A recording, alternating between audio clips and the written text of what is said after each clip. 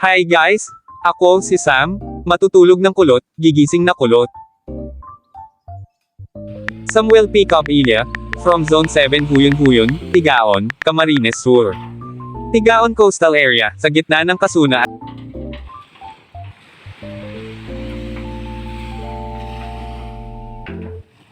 at Santo Niño.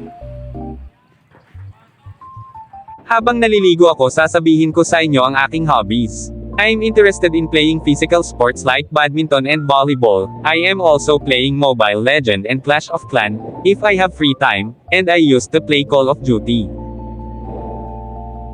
By the way, I want to introduce you all, my mother and father, Rosalie Dacpano Padis, and Julie Mendoza Cabilya. I have 2 brothers and 1 sister, my elder brother John Lloyd Cabilya, and me next. Ella May Cabilya, and last, Junel Cabilya. Eventually, if I heard the word college, I always expect a strict professor and a difficult subject. When I heard Ma'am Lara teaching, I look forward to learning a lot from her. The only thing I'm scared of is Nakikinig ako. Pero bakit hindi ko maintindihan?